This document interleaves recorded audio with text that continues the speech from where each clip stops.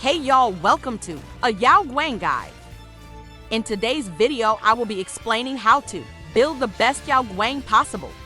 First, let's look at her overall kit. Now Feather info has been released. Pause to read. So Yao Guang is a fast DPS support that will most likely be best in slot for elation characters.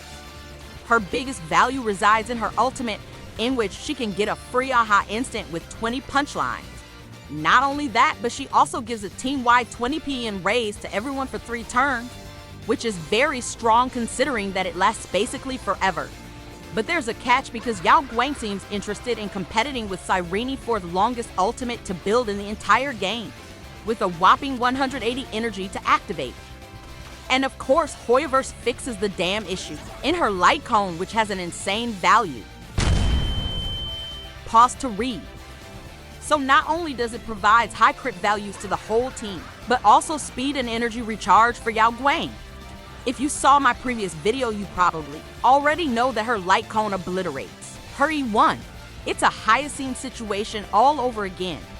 And you probably wonder why exactly her Lightcone is so much better. Well, it's because of this specific boost.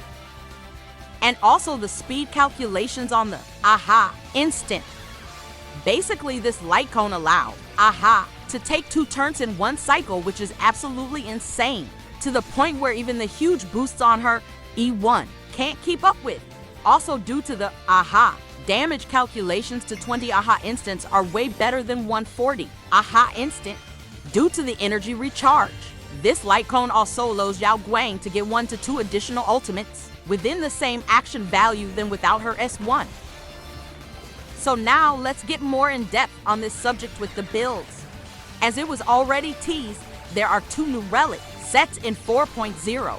The one we want for Yao Guang is the Veneroth Distant Reach, which provides speed, crit rate, and a 10% elation boost to the whole team. Thanks to her bonus abilities and traces, it's significantly easier for us to build her DPS capabilities. However, if you want to maximize your Yao Guang, then it becomes difficult because of the high speed requirements. There is also not really any good Planetar set for her yet, and her best ones are Lashenka and Van Whack.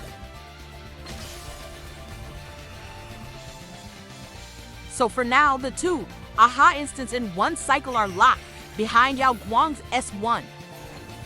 So if you have her signature focus on getting to 200 speed and your Sparxie to 130 for speed. Because with this, you will be able to destroy every in-game content in 0 cycles. If you don't have it, then you should still focus on speed, but also prioritize your crit stats. Because it's realistically impossible to reach the 200 speed on her without her signature. But don't fret. If you still want to 0 cycle and destroy the in-game content without paying much, I have the solution for you. And that solution is Loot Bar. With Loot Bar, you can get your Stellar Jade in lower prices. Is what I would say if I was a flop who can't provide actual solutions to the problem. Now let me introduce you to the Hyperion teams. The Hyperion teams are specific speed teams that enable a DPS to deal insane damage. Typically, the supports concerned are RMC, Sparkle, and Bronya. These 3 supports have amazing synergies and combos together. An example in the new meta is Sparxie, Sparkle, Yao Guang, and RMC, which can comfortably 0 cycle the new Mach at 2 cost. If you want, you can check it out. It's the first video on my channel, and I'll leave the link in the description.